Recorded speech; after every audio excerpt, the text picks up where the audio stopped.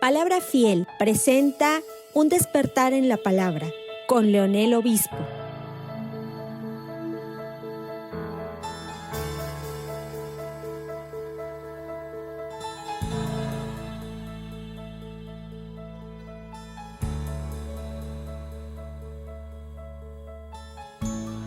Si usted tiene su Biblia, le pido que la abra en el libro de los Hechos, capítulo 6. Continuamos con nuestra serie sobre el libro de los Hechos. Quisiera que revisáramos brevemente dónde hemos estado en los últimos 5 capítulos de este libro de los Hechos. En el capítulo 1, vimos cómo Jesús, antes de ascender a los cielos, dio instrucciones a sus discípulos de que no salieran de Jerusalén hasta que no recibieran la promesa del Espíritu. Y justamente eso es lo que ellos hicieron. Y luego ellos serían testigos de él en Jerusalén, Samaria, Judea y hasta lo último de la tierra, ¿verdad? En el capítulo 2 vimos el primer sermón apostólico de Pedro, donde Pedro, en esencia, inspirado por el Espíritu, hace una presentación del Evangelio. Debido a ese sermón muy poderoso, se convirtieron 3,000 personas nuevas, fueron unidas a la iglesia como fruto de un nuevo nacimiento. Y eso nos da una idea de lo rápido que esta iglesia estaba creciendo en ese momento, ¿sí? Lo cual iba a crear necesidades nuevas todos los días. Sin embargo, la palabra de Dios nos dice que entre ellos no había nadie con necesidad, porque la gente estaba con una cosmovisión por Dios, que la gente estaba vendiendo sus cosas incluso para llenar necesidades de otros. En el capítulo 3, nosotros vemos el primer milagro apostólico, donde Pedro va al templo junto con Juan y se encuentra con alguien que estaba cojo por muchos años, y él le pide una limosna y Pedro le dice: no tengo oro ni plata, pero lo que tengo te doy, levántate y anda. Y el hombre en ese mismo instante empezó a caminar. Y eso generó gran asombro, la gente se maravillaba y Pedro aprovechó esa ocasión para predicar su segundo mensaje apostólico como fruto de todo esto, ¿sí? Ya entrando en el capítulo 4, las autoridades llaman a Pedro y a Juan, los apresan una noche, al otro día los liberan y les advierten que no podían seguir predicando en el nombre de Jesús. Y ellos a la vez respondieron: es que tenemos un gran problema y es que no podemos dejar de decir lo que hemos visto y oído. Entonces la iglesia continuó de otra manera predicando la palabra de Dios fielmente, ¿sí? Y al final del capítulo 4, sorprendentemente, a pesar de que la iglesia seguía creciendo, se nos dice que ellos seguían unidos también, que eran unánimes en la oración, que se dedicaban a la enseñanza de los apóstoles, que compartían el pan y que eran una iglesia que realmente disfrutaba de la gracia de parte de Dios, hermanos. Y todo esto estaba ocurriendo, incluyendo todavía las ventas de las propiedades, era parte de la gracia sobreabundante que ellos estaban recibiendo. Cuando llegamos al capítulo 5, comenzamos a ver otra vez las primeras malas noticias, porque otra vez los apóstoles son apresados, como que la persecución se estaba comenzando a resaltar en ese momento. Pero hubo un hecho triste en el capítulo 5, y es que Ananías y Zafira, la pareja de esposos, perdieron la vida como fruto de haber mentido al Espíritu. Habían vendido una propiedad por un precio y luego fue el esposo, fue la esposa, y entonces Pedro les pregunta que si ese era el precio por el cual ellos habían vendido la propiedad, y ambos coincidieron, mintieron y cayeron muertos en un momento en el que Dios no iba a pasar por alto un pecado que parecía común a los hombres, pero en ese momento coyuntural de la formación de esta inicial iglesia, no podía pasar Dios por alto esta situación. Y como eso llamó la atención a la iglesia, y el texto termina diciéndonos que en la iglesia cayó gran temor sobre toda esta iglesia y sobre todos aquellos que escucharon acerca de las consecuencias por las que pasó en este momento, ¿no? Hasta allí habíamos cubierto en líneas generales. En mi resumen, es todo lo que hemos transitado durante 17 mensajes distintos, ¿sí? Y ahora quisiera que leyésemos juntos en el capítulo 6, del versículo 1 al versículo 7 del libro de los Hechos. Dice de esta manera la palabra del Señor. En aquellos días, como crecía el número de los discípulos, hubo murmuración de los griegos contra los hebreos, de que las viudas de aquellos eran desatendidas en la distribución diaria. Entonces los 12 convocaron a la multitud de los discípulos y dijeron: no es justo que nosotros dejemos la palabra de Dios para servir las mesas. Buscad, pues, hermanos, de entre vosotros a 7 varones de buen testimonio, llenos del Espíritu Santo y de sabiduría, a quienes encarguemos de este trabajo. Y nosotros persistiremos en la oración y en el ministerio de la palabra. Agradó la propuesta a toda la multitud y eligieron a Esteban, varón lleno de fe y del Espíritu Santo, a Felipe, a Prócoro, a Nicanor, a Timón, a Parmenas y a Nicolás, prosélito de Antioquía, a los cuales presentaron ante los apóstoles, quienes orando les impusieron las manos. Y crecía la palabra del Señor, y el número de los discípulos se multiplicaba grandemente en Jerusalén. También muchos de los sacerdotes obedecían a la fe. Se refiere todo esto, lo que estamos hablando, precisamente como el tema lleva, dolores que se dan en el crecimiento. Ese es el tema del día de hoy, dolores que se dan en el crecimiento. Y prácticamente este tema sugiere o se refiere a los dolores que le dan a los niños en crecimiento, que experimentan en los músculos, en las rodillas, en los huesos, y lo cierto es que no se tiene ninguna evidencia de que haya una relación entre su crecimiento y los dolores, o que haya algún tratamiento específico para ellos. Pero de todas maneras, la población hoy lo conoce como dolores de crecimiento. Si algunos de ustedes, como sus hijos, yo creo que pasaron por esa etapa, si son pequeños, si son adultos ahorita, si son adolescentes, pasaron por esa etapa, y si están muy pequeños, pasarán por esa etapa. Y usamos la frase cada vez que alguien en una compañía, en una institución, en una nación o en una iglesia, por así decirlo, comienza a crecer y hay necesidades nuevas que no han sido atendidas o que pueden ser atendidas, y entonces hablamos precisamente de dolores del crecimiento. Y eso es exactamente lo que está pasando con esta iglesia. La primera iglesia primitiva comenzó a crecer de manera rápida, las necesidades estaban aumentando también proporcionalmente con su crecimiento. Los creyentes también se habían versificado, ahora todos pertenecen al mismo grupo.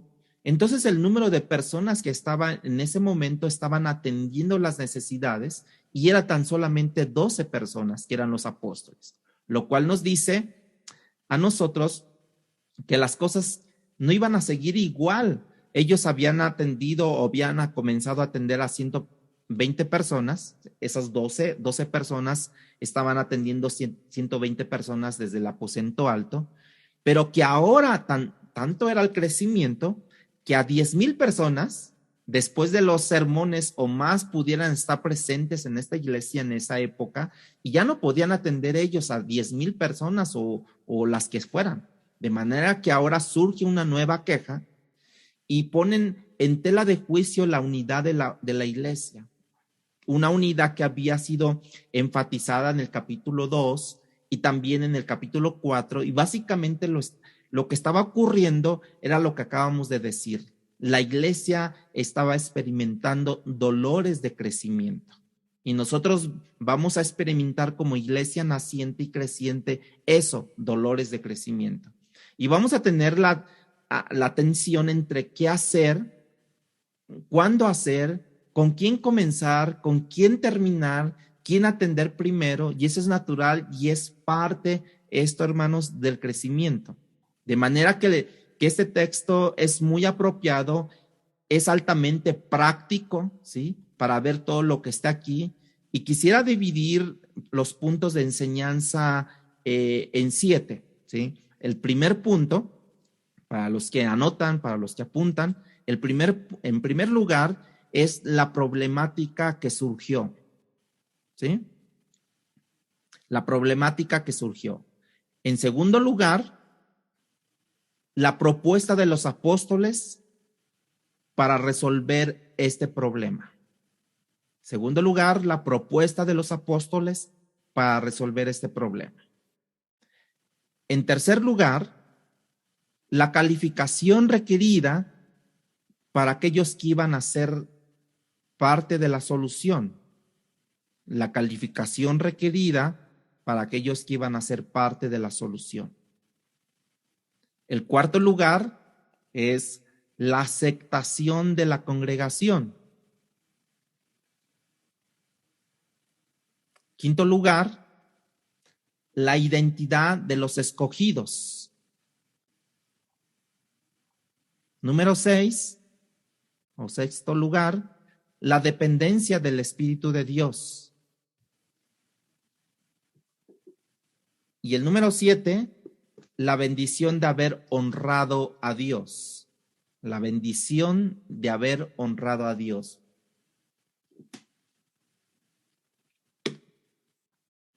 Veamos el primero. Veamos la problemática, qué es lo que estaba ocurriendo en este lugar. En el versículo 1, dice que en aquellos días, como crecía el número de los discípulos, ¿sí?, hubo murmuración. Lucas claramente establece la relación entre el surgimiento de la murmuración con el tamaño de la iglesia. La queja precisamente es el fruto del crecimiento, ¿sí? Dice que en aquellos días, como crecía el número de los discípulos, hubo murmuraciones de los griegos contra los hebreos, de que las viudas de aquellos eran desatendidas en la distribución diaria, ¿sí?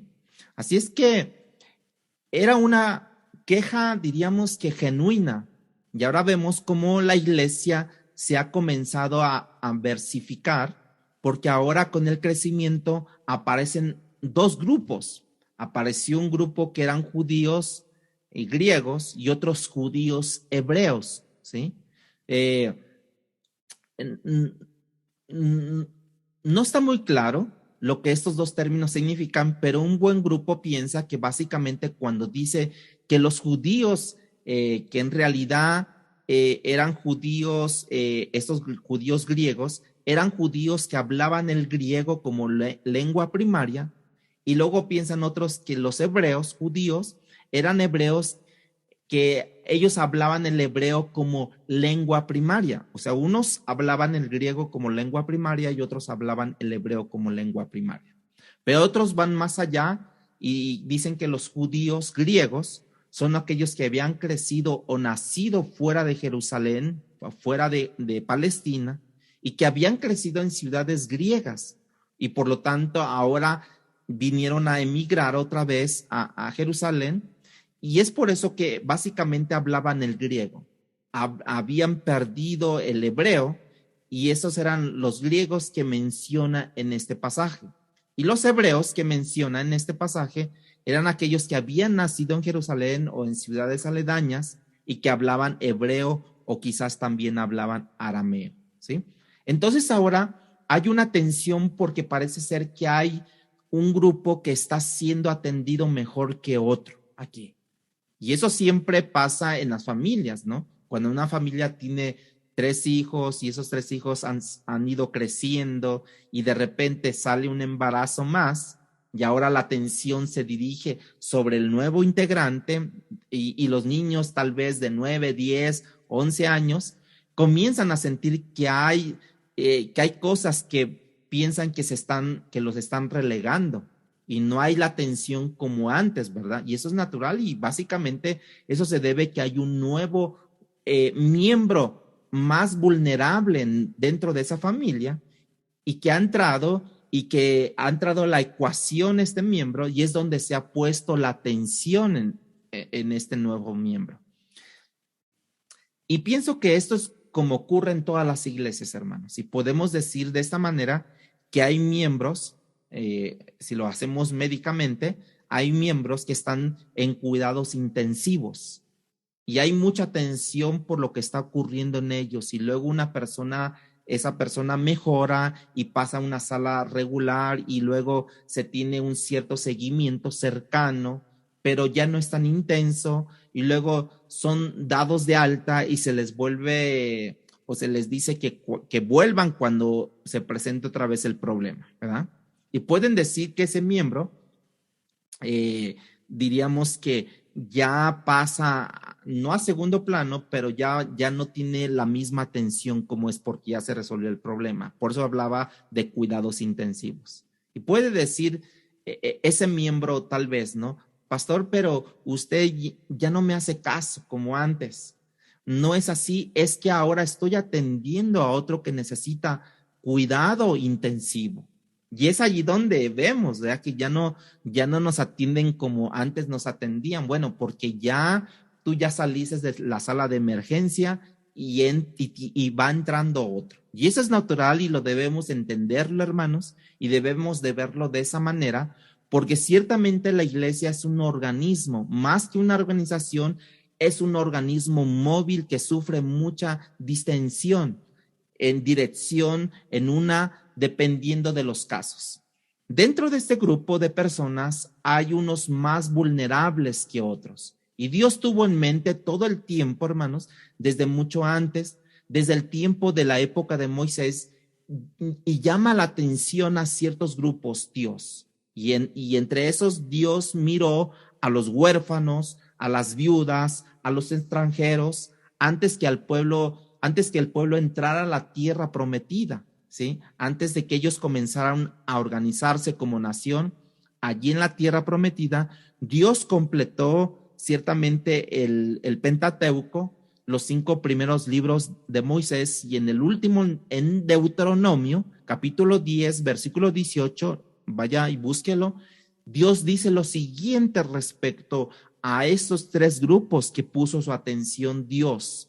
Puso su atención precisamente porque ellos necesitaban cuidados intensivos, ¿sí? Deuteronomio capítulo 10, versículo 18.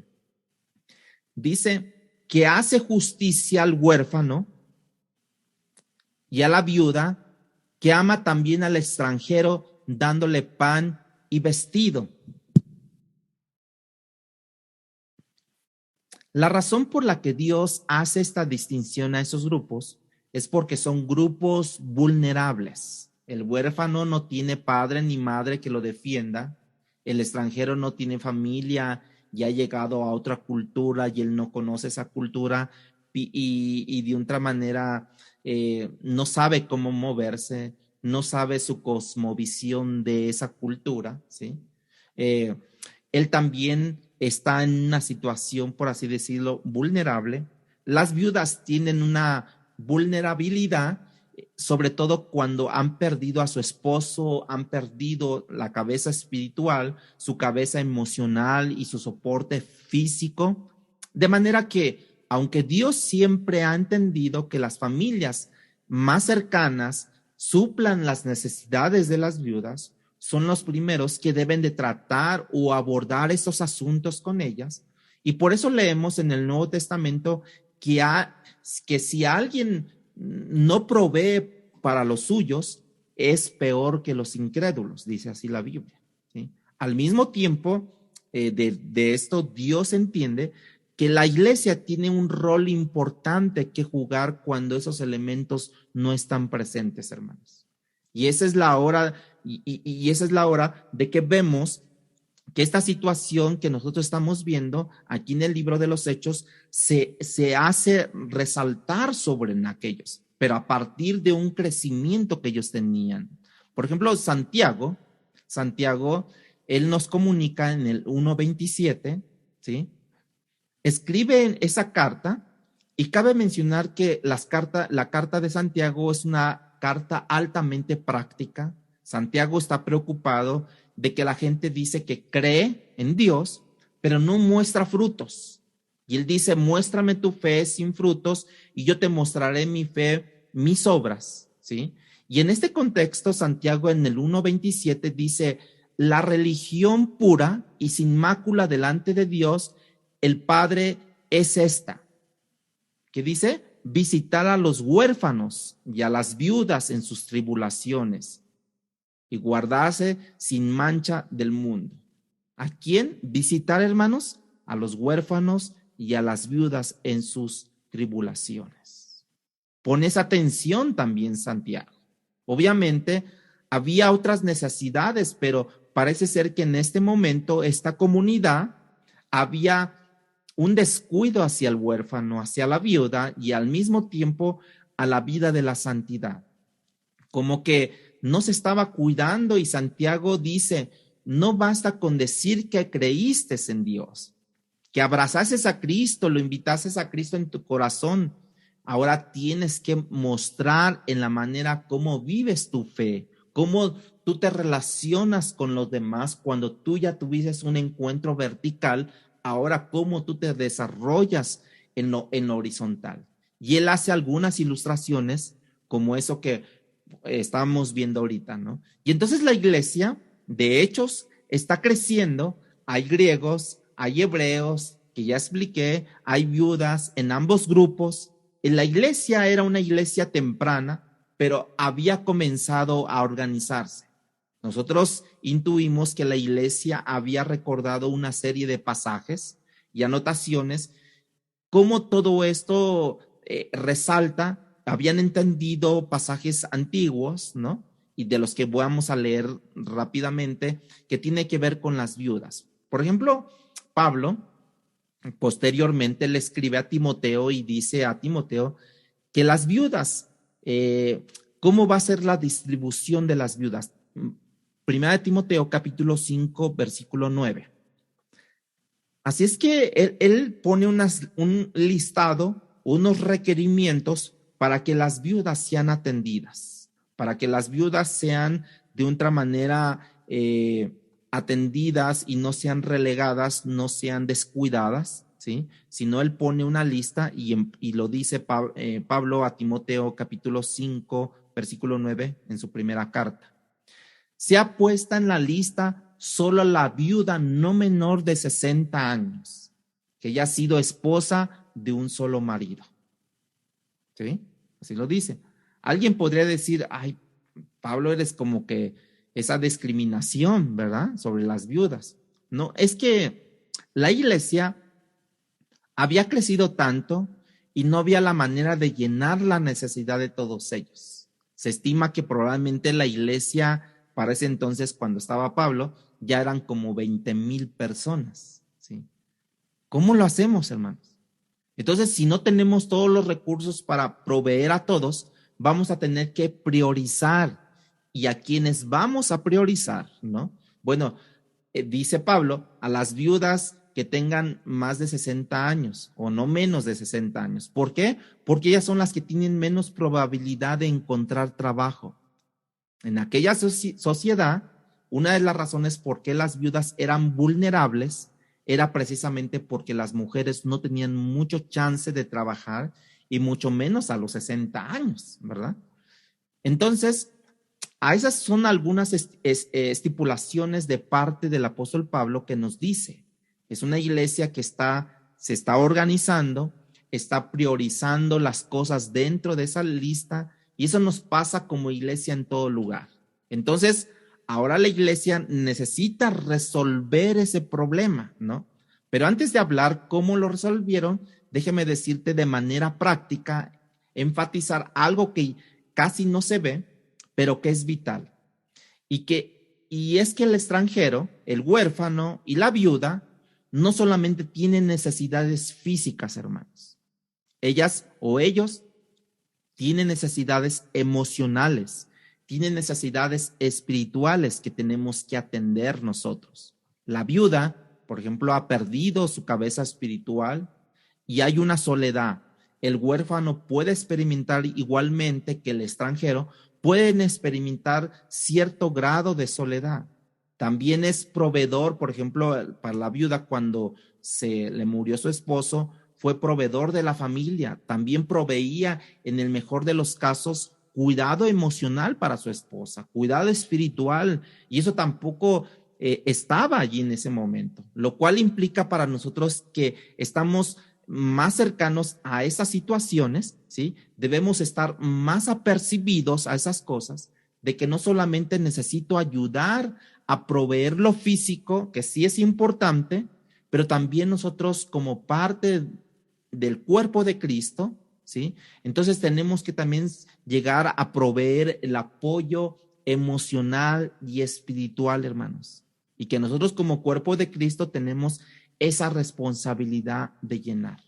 Y creo que eso es importante, porque a veces lo más fácil, a lo mejor lo más práctico en un sentido es proveer lo físico, pero lo emocional y lo espiritual es frecuentemente olvidado, hermanos. Y es que es difícil que el huérfano y una viuda o un extranjero vengan y te digan, sabes, me siento solo. Puede ser mi compañía. ¿Sabes qué? Esto todavía me duele. Esas cosas me son vulnerables. Y no es tan fácil que vengan y nos cuenten todo eso. Así que yo les pido que echemos un ojo a este asunto al momento de la administración de la palabra. Pero algo que estamos seguros es que Dios nos ha llamado al ministerio de la misericordia. Nosotros no podemos olvidar eso. Bueno, entonces, esa es la problemática de las viudas, que no están siendo atendidas a sus necesidades reales y que necesitaban ser atendidas. Segundo punto, entonces, es la propuesta de los apóstoles para resolver este problema. La propuesta de los apóstoles para resolver esa pregunta. Y vamos al versículo 2 y 4 de Hechos 6 para que nosotros veamos esto. Entonces los 12, o sea, los 12 apóstoles, convocaron a la multitud de los discípulos y dijeron, no es justo que nosotros dejemos la palabra de Dios para servir a las mesas. Buscad pues, hermanos, de entre vosotros a 7 varones de buen testimonio, llenos del Espíritu Santo y de sabiduría, a quien encarguemos este trabajo. Nota cómo los apóstoles, cómo Lucas relata esto, que dice, no es conveniente, ¿no? No es bueno, ¿no? No es bueno, no es justo, dicen. No podemos dejar de hacer esto, no es conveniente, no podemos descuidar la prioridad. Número 1, el cuidado pastoral, en este caso eran los apóstoles, para atender las mesas. No porque la atención de las mesas fuera secundario, hermanos. Es que todo comienza por lo que es la alimentación espiritual. El Señor Jesús fue bautizado en el Jordán y salió del río y comienza su ministerio. Asumimos que Él predicó y enseñó la palabra todos los días hasta que Él murió, pero les dio de comer solamente físicamente, les dio de comer 2 veces en todos esos 3 años. En un momento dado, Dios instruye a Moisés y Moisés escribió en Deuteronomio capítulo 8 y les dice al pueblo de parte de Dios, yo te saqué al desierto por 40 años y te dejé pasar hambre para que aprendieras que no solo de pan vivirá el hombre, sino de toda palabra que sale de la boca de Dios. El mayor daño de un pastor que le puede hacer a su iglesia, hermanos, es mantenerlos malnutridos espiritualmente. La tendencia nuestra es llenar las cosas físicas primero. Nuestra mayor tendencia es hacer aquello que es pragmático, pero que no es la manera como Dios nos enseña. Él nos enseñó la prioridad de la palabra. De hecho, un comentarista dice todas las desviaciones o todos los males de la iglesia se deben a la desviación de la palabra. Ciertamente, hermanos, esto ha ocurrido y es el fruto de haber ignorado lo que Dios está diciéndonos en la palabra. Y en este caso es que las viudas, los huérfanos, no podían ser desamparados ellos. Tenían que ser atendidos ellos.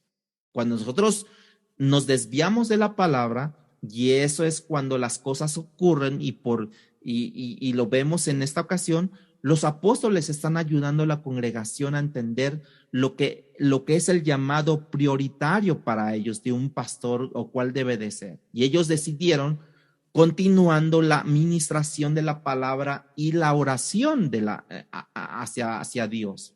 La oración y la ministración de la palabra, decían ellos, nosotros necesitamos orar, nosotros necesitamos dar la palabra, nosotros necesitamos orar para aplicar la palabra. Y por eso esas dos cosas están unidas dentro del ministro, dentro del pastor o dentro de los apóstoles, como en este caso lo vemos.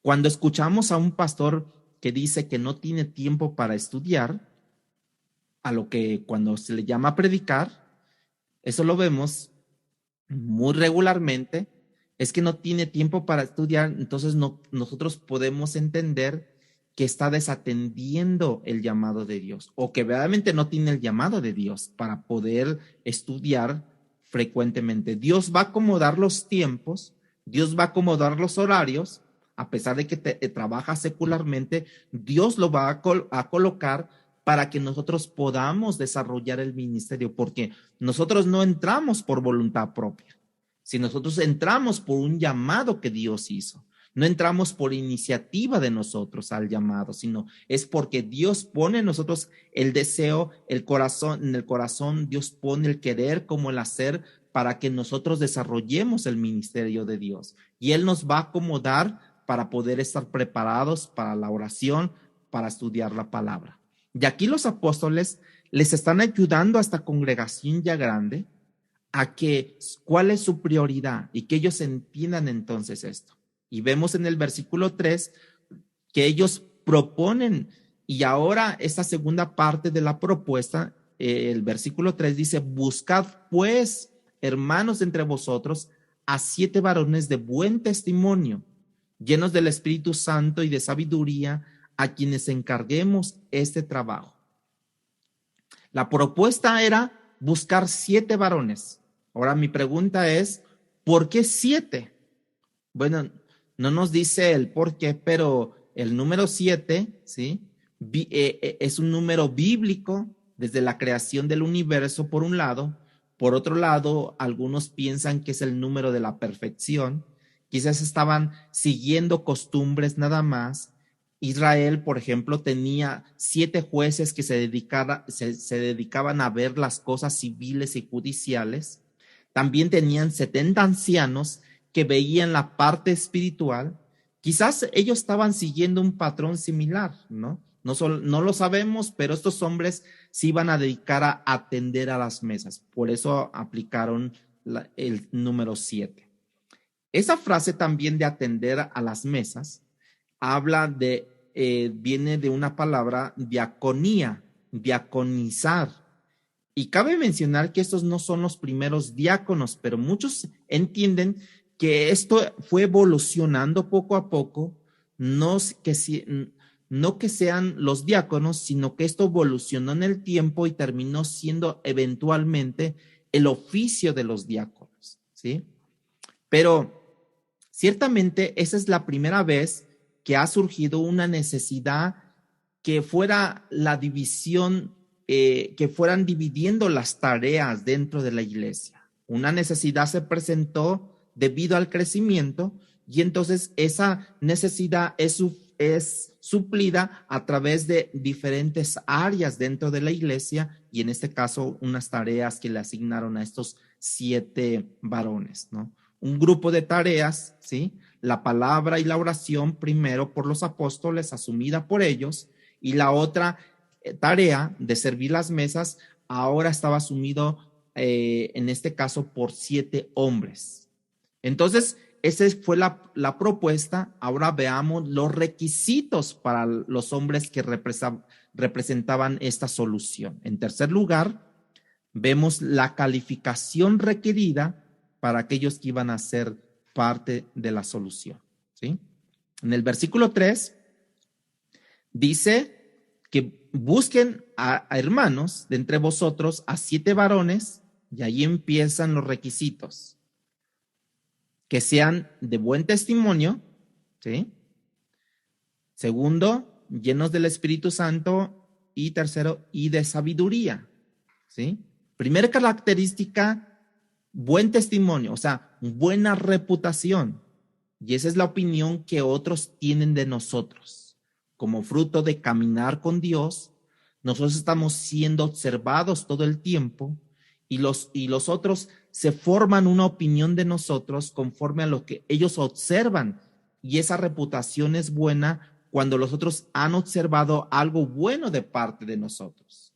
Esa buena reputación era importante no solamente porque el nombre de aquellos que iban a representar, y en este caso era el nombre de Jesús que iban a representar, pero también porque hay una disputa, hay una queja, y hay algo que tiene que ser solucionado, y la gente tiene que tener credibilidad en aquellos que están siendo propuestos para resolver ciertas problemáticas que se estaban presentando y que a la vez a nivel de crecimiento se iban a seguir presentando.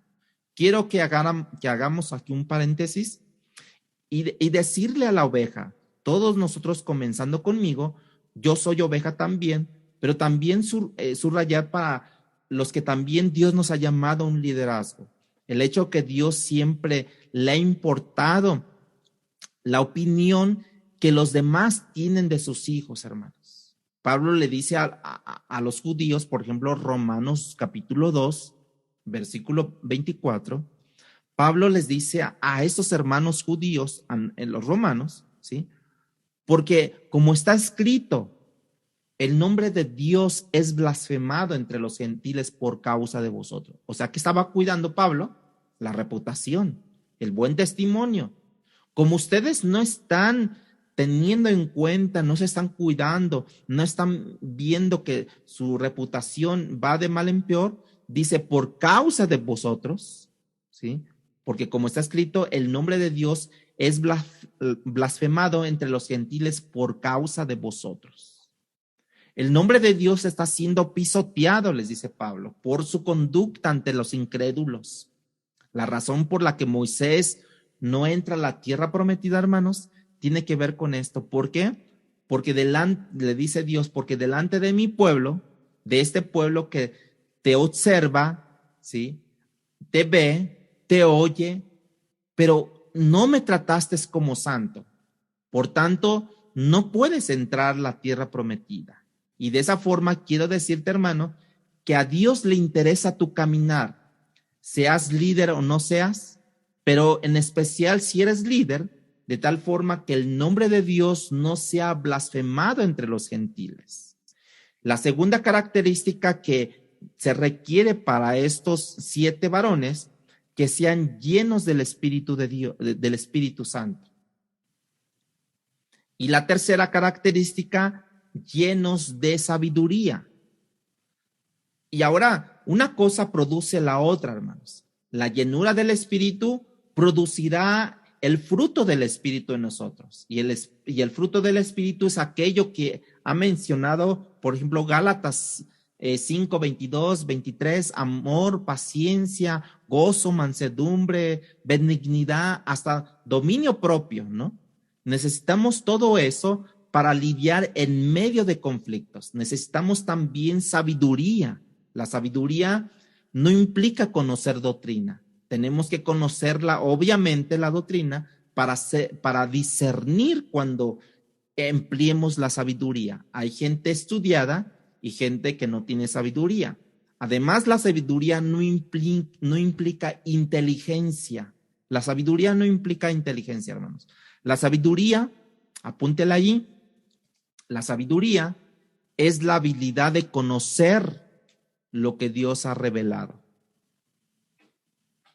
La sabiduría es la habilidad de conocer lo que Dios ha revelado y las implicaciones que tiene lo revelado.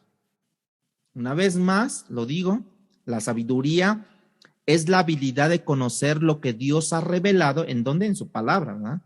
Y las implicaciones que tienen lo revelado, las implicaciones que tiene la palabra.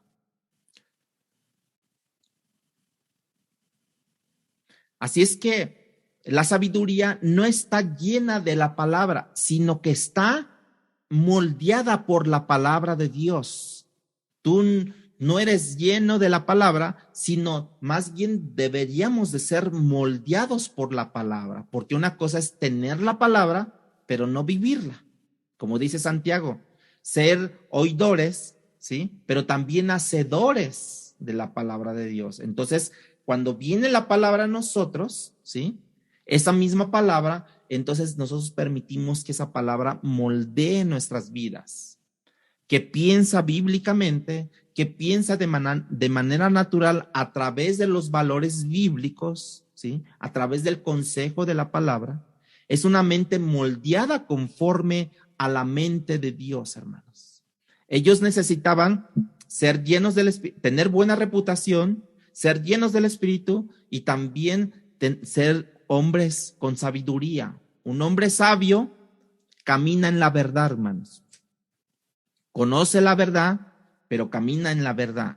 La verdad de la palabra de Dios forma nuestra mente a la imagen de Dios.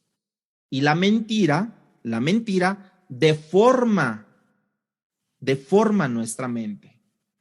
La verdad medita en consecuencias. La mentira me trae las consecuencias. ¿Sí está viendo el orden de esto, hermanos? La verdad medita en consecuencias. Antes de hacer, meditas en las consecuencias. La mentira me trae consecuencias. La verdad endereza mis caminos, la mentira tuerce mis caminos. La verdad resuelve los conflictos y la mentira crea conflictos. Ahora veamos en Hechos que en este caso hay conflictos en la congregación que tienen que ver con la verdad. ¿Cómo? ¿Cómo podemos ver esta verdad? Hermanas viudas, dirían los apóstoles, hemos entendido, ¿sí?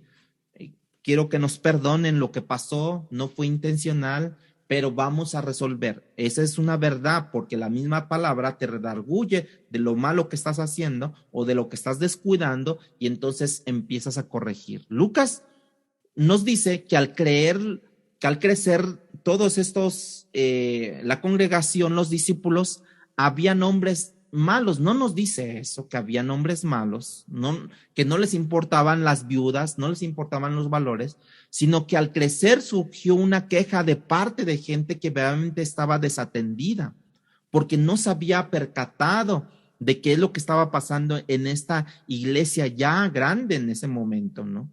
Lo que tratan y con esta acción los apóstoles es que queremos arreglar esto, por eso ellos quieren darle una solución y ahí surge la verdad, una mente bíblica, una mente sumisa a la revelación de Dios. En el cuarto lugar vemos la aceptación de la congregación, hermanos. Ellos aceptaron lo que les dijeron los apóstoles. Versículo 5 de Hechos 6:5. Dice que agradó la propuesta a toda la multitud y eligieron a Esteban, varón lleno de fe y del Espíritu Santo, a Felipe, a Prócoro, Nicanor, a Timón, a Parmenas, a Nicolás, prosélito de Antioquía. Dios requiere que entendamos varias cosas, hermanos, porque por un lado aplaudían a la congregación entendió junto con los apóstoles las prioridades, ¿no? Cuando Pedro les dijo no es necesario, no es justo, ¿no? Vieron que la necesidad de dividir la atención de las necesidades y eso aprobaron la gente la propuesta de los apóstoles. Yo creo que le dijo el pueblo, claro, la prioridad es que ustedes estén en la palabra y en la oración, y gracias por ponernos a otros hermanos que nos puedan atender en las otras áreas. No queremos que se descuiden, no queremos que se dejen de alimentar a los pobres, a las viudas, no queremos que el pan espiritual tampoco, por otro lado, sufra algún tipo de daño y no nos den el alimento espiritual que nosotros necesitamos. Y eso agradó a la comunidad esta propuesta, hermanos. Es bueno ver a una congregación que reconoce las prioridades y las organiza. Imagínate que para los que piensan, mi mesa siempre la servía Pedro. Quiero que siga Pedro porque los que están nuevos ahorita no las atienden como Pedro. Y es cuestión, eso me refiero en la consejería. Yo quiero que el pastor principal me atienda, si no me voy, ¿verdad? Muchas veces entramos en esos dilemas.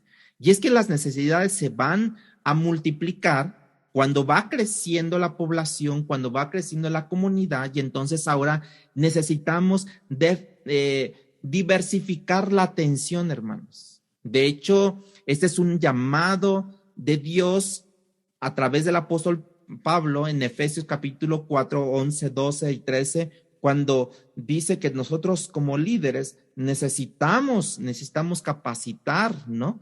Equipar a los santos para la tarea del ministerio. Los santos deben de ser el ministerio y por lo tanto deben de ser capacitados. Esta congregación entendió y también mostró humildad porque escuchó el consejo de sus líderes, lo aceptó, lo aprobó y también ahí muestran su misión y madurez espiritual, ¿sí? El quinto lugar que quiero ver ahora es que la identidad de los escogidos, la identidad de los escogidos. Versículo 5 nos menciona esto. Y eligieron a Esteban, varón lleno de fe y del Espíritu Santo. Nota cómo Lucas, que está redactando esta carta, quiere que prestemos atención a Esteban, porque de los otros no nos dice nada, simplemente menciona nombres, ¿no? Y se dijo que tenían que ser hombres llenos de sabiduría, llenos del Espíritu y de buena reputación, pero él comienza con Esteban, ¿sí? Hablando de Esteban, dice que era un varón que lleno de fe y del Espíritu Santo. Tú ves a Esteban cuando lo están apedreando en el capítulo 7, que lo vamos a ver posteriormente, y cómo Esteban antes de morir dijo, no les tomes en cuenta este pecado. O sea, no tomes en cuenta las piedras que me están dando en la cabeza y que me están quitando la vida. Y ese es un hombre de fe. También porque sabe que si estas piedras están cayendo sobre mi cabeza es porque Dios Padre así lo está permitiendo. Entonces, Esteban era un hombre un hombre lleno de fe y del Espíritu Santo. Este es un hombre que vio la cruz, meditó en la cruz, subió a la cruz, aceptó la cruz. Padre, perdónanos porque no saben lo que hacen. Y es identificado como un hombre lleno de fe y del Espíritu Santo, hermanos. Si Cristo no tomó en cuenta los clavos, ni Esteban las piedras, como tú y yo tomamos, entonces muchas veces tú y yo tomamos las palabras como si fueran piedras, como si fueran clavos, como si fueran espinas. Y entonces, ¿qué va a pasar cuando nos lluevan ahora sí las piedras o los clavos en nuestras vidas? Y tomamos en cuenta las palabras. Y Esteban, lleno del Espíritu Santo, dijo, no les tomes en cuenta este pecado. O sea, las piedras que me están matando, no les tomes en cuenta. Cristo en la cruz, no les tomes en cuenta esos clavos, Dios, que me traspasaron y que estoy aquí clavado, colgado en un madero y me han hecho maldito a causa de todo esto. No les tomes en cuenta. Entonces, vean cómo, hermanos, muchas veces nosotros tomamos en cuenta lo que nos dicen. No, pues que ya esto. No, pues que ya no sirves bien. No, porque quién sabe que otro sirve mejor. Y entonces uno se siente triste. uno se siente, se achicopala, como decimos nosotros, los mexicanos, ¿no? Y entonces tomamos en cuenta esas palabras, hermanos. Más Jesús, más Esteban dijo, no les tomes en cuenta estos pecados. O sea, no les tomes en cuenta estas conversaciones, estos comentarios que hieren, pero no les tomes en cuenta. Por otro lado, hablando de la lista de los 7, Felipe fue el segundo en la lista, fue quien se destacó como evangelista, posteriormente en Samaria, y llevó al eunuco a la fe en el capítulo 8 del libro de los Hechos, ¿verdad? Prócoro, a Nicanor, Timón, Parmenas y a Nicolás. Ahora, notemos aquí que Cornelio no es el primer gentil creyente. Nicolás es el primer creyente gentil porque era prosélito de Antioquía, y Antioquía era una ciudad griega. Porque muchos ponen a Cornelio como el primer gentil que se convirtió al cristianismo. No fue el primero. Fue, en este caso, Nicolás, o a lo mejor había otros, ¿no? Pero el que se menciona aquí es Nicolás porque era de una ciudad griega. ¿Sabes qué llama también la atención? Es estos 7 hombres o estos 7 nombres que estamos hablando de Esteban, de Felipe, Prócoro, Nicanor, Timón, Parmenas y Nicolás, eran nombres griegos. Eso es otra cosa bien importante. ¿Cuál es el problema? Que las viudas helenistas, o sea, las griegas, se están quejando. Pues entonces dicen, pues vamos a ponerles hombres o líderes griegos. Vamos a poner esos 7 hombres, y todos estos nombres son nombres griegos. Vamos a ponerles para que las atiendan. Esta iglesia confiaba en la soberanía de Dios, ¿sí? Confiaba en la elección de sus líderes, confiaba en la dirección de sus líderes, y así es como quedan 7 hombres con nombres griegos.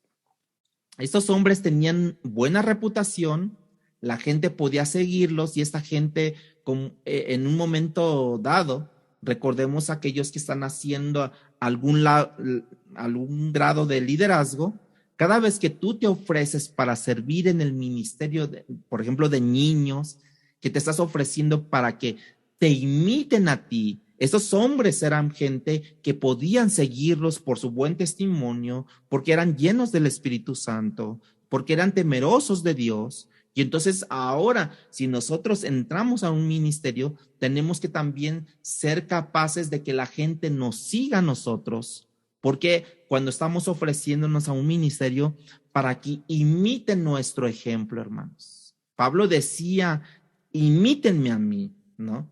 ¿Por qué? Porque se entendía que él temía a Dios, porque se temía que era lleno del Espíritu de Dios, porque entendía que la dependencia del Espíritu de Dios en su vida. Todo lo que he mencionado deja que por un lado, hermanos, llegue el Espíritu Santo y repose sobre ti lo que hemos mencionado ya, en nuestra mente, en nuestro corazón. Cada vez que tú te ofreces y dices, pastor, yo quiero hacer algo, recuerda que tu ofrecimiento para que otros sean bendecidos a través del ministerio que tú vas a desarrollar, pero también para que otros vean en ti que eres ejemplo a seguir, que te observen, que quieran copiarte, que quieran andar tras mis pisadas. Y eso incluye la enseñanza de los niños, lo cual me dice que mi servicio en nombre de Cristo es una tarea sobria que debo de hacer, hermanos. O sea, no estoy aquí en el ministerio, pues así me quieren, pues así, los que me quieran, y los que no, pues que se vayan. No es así, hermanos, sino debemos de tener el carácter de Cristo y debemos de ser personas que también otros nos sigan en nuestros pasos, cómo caminar, cómo desarrollar el ministerio, ¿sí? El número 6, hablando de eso, de estar lleno del Espíritu Santo, entramos en el número 6, que es la dependencia del Espíritu de Dios. En el versículo 6 de Hechos, capítulo 6, nos da esta dependencia del Espíritu Santo, a los cuales presentaron a quienes, a estos 7 que ya mencionamos, ante los apóstoles, quienes orando les impusieron las manos. Escogieron y los presentaron ante los apóstoles. Ellos los aprobaron y ellos les imponieron manos. Hay que llamar la atención sobre esto, hermano, porque muchas veces hemos hecho eso, pero no necesariamente les damos la connotación que eso tiene, porque no es simplemente la imposición de las manos para que sepa que ya lo enviamos. Eso no es. También la imposición de las manos tampoco no confiere nada extraordinario, hermanos. Ningún don especial, no lo transfiero, ¿no? Pero sí es simbólico de que nosotros estamos pidiendo sobre ellos la unción del Espíritu, que nosotros estamos creyendo en el trabajo que ellos van a realizar o van a hacer, lo van a hacer bajo una dependencia del Espíritu. Vamos a orar juntamente, ¿sí? Para que el Espíritu de Dios los capacite, los ayude a hacer el trabajo que ellos necesitan hacer. Y esto es simbólico de todo esto. Por eso digo que es la dependencia del Espíritu, porque no es nada mecánico, es la dependencia del Espíritu Santo. Por eso hablaba sobre eso, porque ya que la iglesia, la congregación los escogió, los trajeron ante los apóstoles y los apóstoles les impusieron las manos, precisamente para que desde ese momento ellos dependieran más del Espíritu Santo. Esta gente creía en la administración del Espíritu de Dios. De hecho, cuando apartaron a Pablo, ¿se acuerdan? En Antioquía, apartaron a Pablo y a Bernabé, y leemos que dice que dijo el Espíritu, apartarme a Pablo y a Bernabé para tal misión. ¿Sí? Esa es la era del Espíritu para la gloria de Cristo, hermanos. Literalmente, la evangelización está a cargo del Espíritu de Dios. Nosotros necesitamos depender de Él, de su poder, porque en realidad es para su gloria de Cristo. Necesitamos depender ahora en una nueva transición de esta iglesia, de la iglesia Palabra Fiel. Necesitamos depender de Él para esta transición. Necesitamos depender de su poder, porque es para la gloria de Cristo. Porque Cristo mismo dijo, cuando Él venga, hablando del Espíritu de Dios, Él los guiará a toda verdad. Cuando Él venga, Él tomará de lo mío, me glorificará a mí. Entonces, todo lo que nosotros dependamos del Espíritu de Dios, de su poder, ¿sí? Va a ser para la gloria de Cristo. Y finalmente quiero que veamos el 7º lugar, la bendición de haber honrado a Dios. La bendición de haber honrado a Dios. En el versículo 7 lo demuestra esto, porque debido a que honraron a Dios, precisamente dice aquí, y crecía la palabra del Señor y el número de los discípulos se multiplicaba grandemente en Jerusalén. Y también muchos de los sacerdotes obedecían a la fe. Aquí notemos cómo Lucas separa los discípulos de la palabra, que la palabra de Dios crecía. Cuando leemos la primera parte, dice, y crecía la palabra del Señor, ¿sí? La mayoría de las personas asume que se está refiriendo al crecimiento de la iglesia. No. El crecimiento de la iglesia está en segunda frase, ¿sí? Y crecía la palabra del Señor, y además crecía el número de los discípulos. Entonces, ¿de qué manera es que la palabra de Dios está creciendo? Lo que está creciendo en realidad, ahí lo que se refiere, lo que está creciendo la palabra de Dios es que está creciendo en la influencia de la palabra sobre aquellos que son predicados. Cuando crece la influencia de la palabra sobre las personas y son predicados, entonces después dice que se multiplica o se añaden también y crece también el número de los discípulos, ¿sí? Y cuando nosotros sabemos, ¿cómo sabemos esto? Lo sabemos por el mismo versículo que acabo de leer. También muchos de los sacerdotes dice que obedecían a la fe. Entonces, vean cómo crece la palabra de Dios, cómo la influencia de la palabra de Dios crece hasta llegar a los sacerdotes que también obedecen a la fe.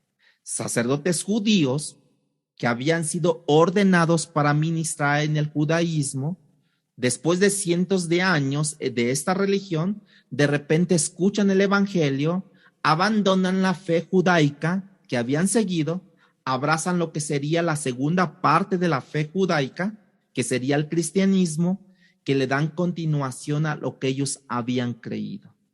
Es como que muchos sacerdotes católicos hoy en día dejarán las sotanas, dejarán de enseñar como enseñan y abrazarán la fe cristiana, lo que muchos por muchos años han creído, abandonaran y ahora abrazaran la fe de Dios realmente, como ocurrió en el tiempo de la Reforma, con Martín Lutero, que era sacerdote, Juan Calvino, muchos y otros, la fe, abrazaron la fe.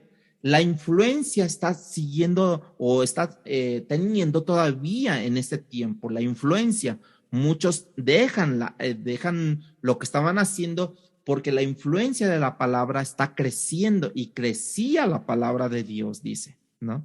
Los cuales, y crecía, versículo 7, y crecía la palabra del Señor y el número de los discípulos se multiplicaba. Entonces, allí entendemos todo esto.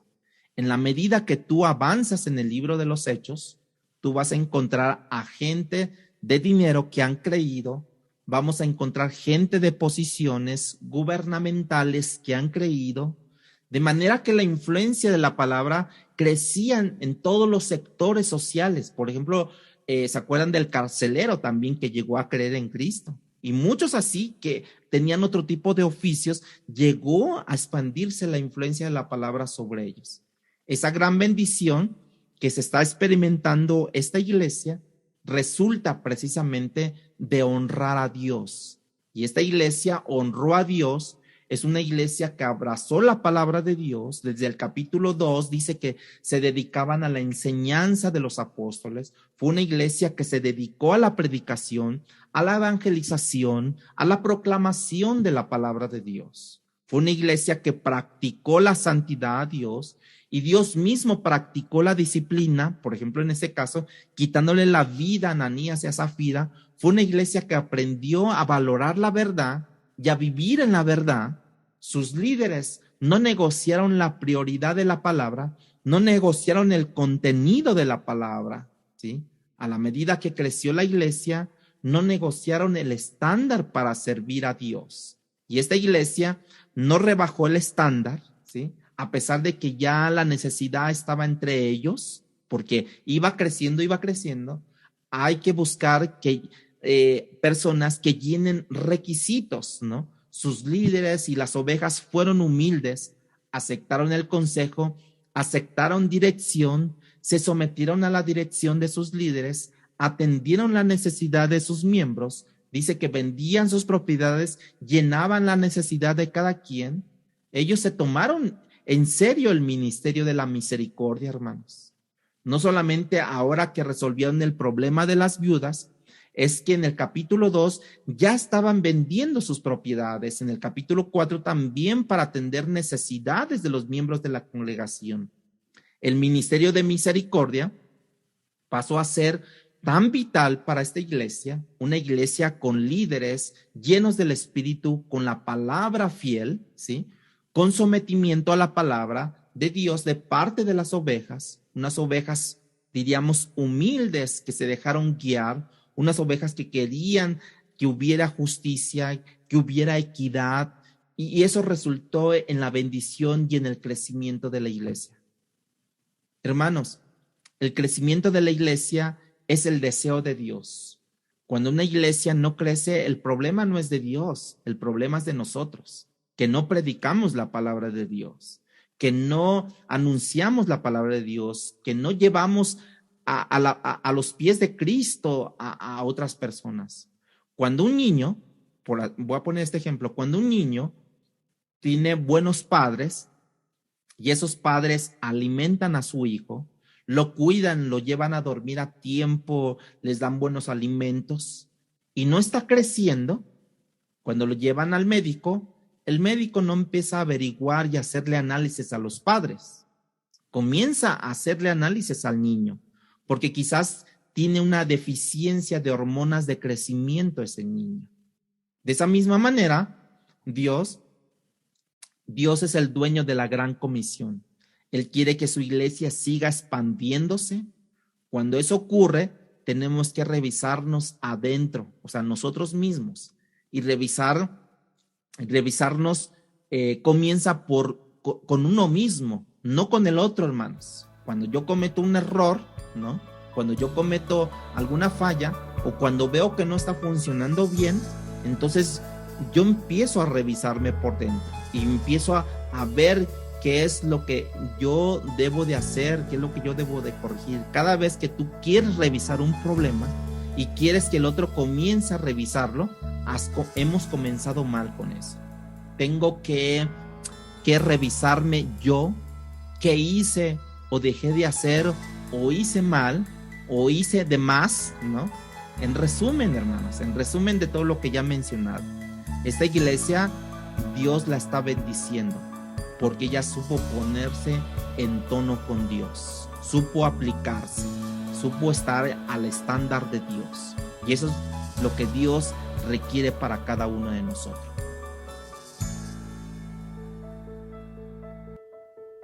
Palabra Fiel presentó Un despertar en la palabra. No olvides buscarnos en Facebook y YouTube como Iglesia Palabra Fiel CDMX y seguir las transmisiones por Zoom de cada domingo.